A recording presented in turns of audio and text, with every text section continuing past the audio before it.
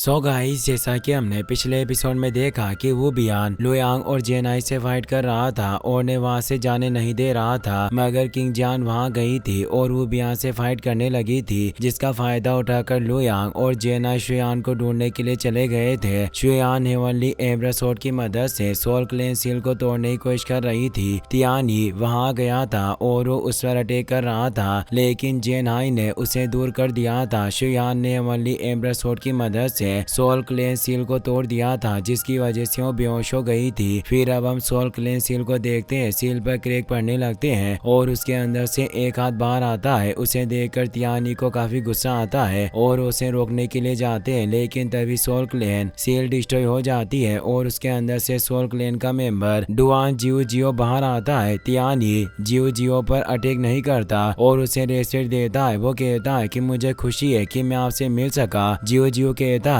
कि मैंने नहीं सोचा था कि मू फैमिली के मेंबर भी यहाँ होंगे। तियानी कहता है कि आपको कुछ गलत सोचने की जरूरत नहीं है। मैं और डुआन ली साथ मिलकर काम करते हैं और मैं आपकी मदद करने के लिए यहाँ आया हूँ। मैं बस हेवनली एम्बर स्वॉर्ड और 3 एम्पायर रियल्म के सर्वाइवर को लेकर जाऊंगा। उसके बाद आप जो चाहे वो कर सकते हैं। ये बात सुनकर ईशा को बहुत गुस्सा आता है। वो कहती है कि मुझे पता था कि डुआन ली बहुत ही ज्यादा खुदगर्ज है, पर मैंने कभी उम्मीद नहीं की थी कि वो तुम्हारी मदद लेगी। ये सब करके उसने हमें धोखा दिया है। तियानी कहता है कि तुम्हें ज्यादा परेशान होने की जरूरत नहीं है। मैं तुम्हें डुआन ली के साथ जाने का मौका ही नहीं दूंगा। तुम्हारे पास बस कुछ वक्त बचा है, उसके बाद मैं तुम्हें जल्दी खत्म कर दूंगा। ये कहकर हेवनली एम्बर स्वॉर्ड लेने के लिए जाता है, लेकिन जियो जियो एम्बर स्वॉर्ड ले लेता है, जिससे तियानी को काफी गुस्सा आता है। वो कहता है कि आखिरकार आप ये क्या कर रहे हैं? डुआन ली ने मेरे साथ डील की थी, अगर मैं आपको सील से आजाद कर दूंगा तो हेवनली एम्बर स्वॉर्ड मेरी हो जाएगी। तो अब आप ये सब क्यों कर रहे हैं? जियो जियो कहता है कि मुझे इससे कोई फर्क नहीं पड़ता है कि तुमने डुआन ली के साथ क्या डील की थी। भले ही तुम हमारी मदद कर रहे हो, पर तुम मू फैमिली के मेंबर हो। मैं तुम्हारे ऊपर भरोसा नहीं कर सकता। तियानी कहता है कि मुझे नहीं लगता है कि तुम्हें ऐसी बेवकूफी करनी चाहिए। अभी तुम्हें यहाँ से भागने का मौका मिल रहा है, इसीलिए यहाँ से चले जाओ, वरना अगर मुझे गुस्सा आ गया तो मैं तुम्हें यहाँ से नहीं जाने दूंगा और तुम मारे जाओगे। जियो जियो कहता है कि लगता है कि अब मुझे मू फैमिली की यंग जनरेशन को सिखाना पड़ेगा कि रूल्स किसे कहते हैं और अपने सीनियर की रेस्पेक्ट कैसे की जाती है। ये कहकर वो अपने मैजिकल पाम से तियानी पर अटैक कर देता है। तियानी उसके अटैक को रोकने की कोशिश करता है, जिससे वहाँ काफी एनर्जी रिलीज होती है। उस एनर्जी की वजह से लुयांग और सभी लोग दूर हो जाते हैं। लुयांग को समझ में आ जाता है कि तियानी और जियो जियो के बीच की फाइट बहुत ही ज्यादा खतरनाक होने वाली है, इसलिए वो जेनाई के साथ वहां से भाग जाता है, लेकिन आगे जाकर यिनयांग डो उन्हें रोक देते हैं। ये शक गुस्से में लुयांग से कहती है कि जल्दी से शुयान को मेरे हवाले कर दो, वरना मैं तुम्हें जिंदा नहीं छोड़ूंगी। मगर जेनाई लुयांग को मना कर देते हैं और उसके सामने खड़े हो जाते हैं। तभी जमीन के अंदर से बहुत ही स्ट्रॉन्ग एनर्जी रिलीज होती है, जिसे देखकर लुयांग घबरा जाता है और उसे समझ में आ जाता है कि यह सब तियानी और जियो जियो की फाइट की वजह से हो रहा है। वो यिनयांग डो से कहता है कि अभी एक दूसरे से फाइट करने का वक्त नहीं है। शुयान की हालत खराब है और हमें जल्दी से उसका इलाज करना होगा, वरना उसकी जान खतरे में पड़ जाएगी। अगर आप दोनों इसी तरह मुझे रोकते रहे तो हम सब में से कोई भी जिंदा नहीं बच पाएगा। हमें पहले यहाँ से निकलना होगा, उसके बाद हम अपने पर्सनल मैटर को सुलझा लेंगे। ये कहकर लुयांग जेनाई के साथ वहाँ से निकल जाता है। यिनशा गुस्से में उन पर अटैक करने लगती है, मगर यांगशा उन्हें रोक देते हैं। वो कहते हैं कि मुझे भी तुम्हारी तरह लुयांग से नफरत है, पर अभी वो सही कह रहा है। हमें शुयान को बचाने के लिए यहाँ से दूर जाना होगा। लुयांग, जेनाई और यिनयांग डो एक टेलीपोर्टेशन फॉर्मेशन के पास चले जाते हैं। लुयांग पूछता है कि अब हमें कहाँ जाना चाहिए। जेनाई कहते हैं कि मुझे लगता है कि हम लॉन्गेविटी ब्लड पूल पर चलना चाहिए। ज्यादातर लोगों को उसके बारे में पता नहीं है। अगर हम वहाँ जाएंगे तो किसी को भी हमारे बारे में पता नहीं चलेगा और हम शुयान को ठीक कर पाएंगे। ये कहकर जेनाई टेलीपोर्टेशन फॉर्मेशन को एक्टिवेट करने के लिए चले जाते हैं। शुयान को होश आने लगता है, पर उसकी हालत खराब थी, जिस वजह से वो दोबारा बेहोश हो जाती है। यांगशा लुयांग को एक एलिक्सिर बोतल देते हैं और उसे शुयान को पिलाने के लिए कहते हैं, लेकिन लुयांग को यांगशा पर भरोसा नहीं हो रहा था, जिस वजह से वो शुयान को एलिक्सिर नहीं पिलाता। यिनशा कहती है कि ये सिर्फ हीलिंग लिक्विड है, इसमें कोई पॉइजन नहीं है। शुयान तुम्हारी वाइफ होने के साथ हमारी स्टूडेंट भी है, हम उसे चोट नहीं पहुंचाएंगे। ये बात सुनकर लुयांग शुयान को एलिक्सिर पिल पिला देता है। तभी जुआन जिन वहां जाता है और अपने क्यूब की मदद से से बहुत सारी नीडल्स को एक्टिवेट कर लेता है और उनकी मदद से यिन यांग डुओ पर अटैक कर देता है। यिन यांग डुओ अपनी स्वॉर्ड की मदद से उन नीडल्स को रोकने की कोशिश करते हैं, पर फिर भी कुछ नीडल्स की वजह से वो घायल हो जाते हैं। जुआन जिन अपने क्यूब को एक्टिवेट करके उसके ऊपर खड़ा हो जाता है। उसे देखकर लुयांग अपने स्वॉर्ड एक्टिवेट कर लेता है। जुआन जिन को देखकर यांगशा को बहुत ही ज्यादा गुस्सा आता है। इतने वक्त में जेन आई टेलीपोर्टेशन फॉर्मेशन को एक्टिवेट कर लेते हैं और लुयांग को अपने पास बुलाते हैं। लुयांग शुयान को लेकर जेन आई के पास चला जाता है और ने कहता है कि आप शुयान को लेकर यहाँ से जाइए, मैं कुछ वक्त में वापस आ जाऊंगा। ये कहकर वो दोबारा से यिन यांग डुओ की मदद करने के लिए चला जाता है। यिनशा उसे कहती है कि मैं शुरुआत से ही तुमसे नफरत करती हूँ और मुझे आज तक समझ में नहीं आया है कि आखिरकार शुयान को तुम्हारे अंदर ऐसी क्या चीज पसंद आ गई जिसके लिए वो तुमसे इतना प्यार करती है। लुयांग कहता है कि मैं भी शुरुआत से ही आप दोनों से नफरत करता हूँ और मुझे समझ में नहीं आ रहा है कि शुयान ने आप दोनों को अपना मास्टर कैसे बना लिया। यांगशा कहते हैं कि अगर हम सब एक दूसरे से नफरत करते हैं तो हमें एक दूसरे के मैटर के बीच में आने की जरूरत नहीं है और हमें तुम्हारी मदद की भी जरूरत नहीं है, इसलिए तुम यहाँ से चले जाओ, हमें इस कमीने से अपना बदला लेना है। ये कहकर लुयांग पर अटैक करते हैं, जिसकी वजह से लुयांग टेलीपोर्टेशन फॉर्मेशन में चला जाता है। ये शाह लुयांग से कहती है कि अगर तुमने कभी भी शुयान को धोखा देने के बारे में सोचा या उसे चोट पहुंचाने की कोशिश की तो मैं तुम्हें जिंदा नहीं छोड़ूंगी। लुयांग उनकी बात समझ जाता है और जेनाई के साथ टेलीपोर्टेशन फॉर्मेशन को एक्टिवेट कर देता है, जिसकी वजह से वो तीनों वहां से टेलीपोर्ट हो जाते हैं। ये देखकर जुआन जिन घबरा जाता है और टेलीपोर्टेशन फॉर्मेशन को डीएक्टिवेट करने के लिए जाता है, लेकिन ईशा अपने सोर्ड स्लेश की मदद से फॉर्मेशन को डिस्ट्रॉय कर देती है ताकि जुआन जिन लुयांग को ना पकड़ सके। फॉर्मेशन के डिस्ट्रॉय होने की वजह से वहाँ काफी एनर्जी रिलीज होती है और उस एनर्जी की वजह से जुआन जिन दूर जाकर गिरने लगता है, पर वो अपने क्यूब की मदद से एक कवर बना लेता है और दूर गिरने से बच जाता है। यांगशा जुआन जिन से कहते हैं कि अब हमारी पास की दुश्मनी को खत्म करने का वक्त आ गया है। जुआन जिन कहता है कि आखिरकार तुम किस बारे में बात कर रहे हो, मैं तुम दोनों को जानता भी नहीं हूँ, तो हमारे बीच दुश्मनी कैसे होगी। यीशा कहती है कि ये सब नाटक करना बंद करो, तुमने अपने हाथों से मेरे बेटे को मारा था, मैं वो बात कभी भी नहीं भूल सकती हूँ। तभी ये फेई वहाँ जाता है और कहता है कि हम बहुत सारे लोगों को मारते हैं जिस वजह से हमें सब लोगों के चेहरे याद नहीं रहते। ये फेई को देखकर यीशा के होश उड़ जाते हैं और वो उनके हाथ से उनकी सोच छूट जाती है। वो कहती है कि आखिरकार ऐसा कैसे हो सकता है कि मैंने अपने बेटे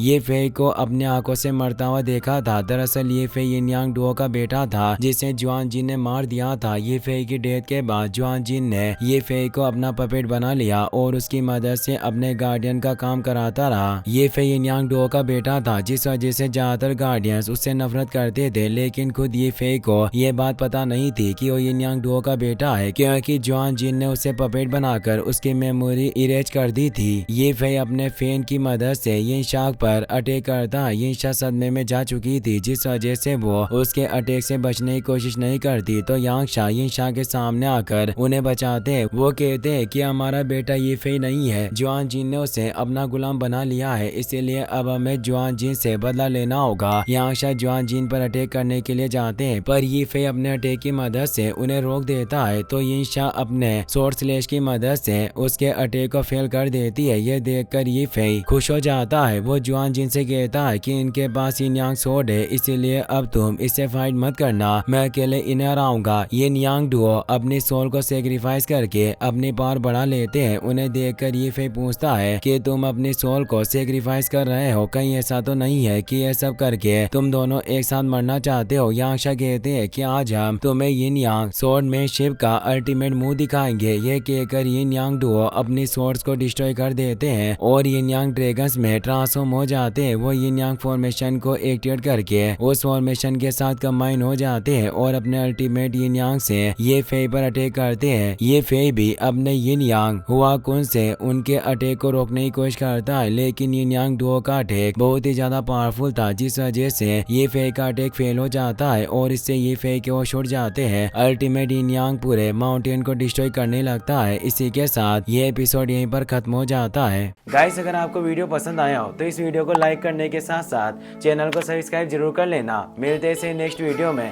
थैंक्स फॉर वॉचिंग।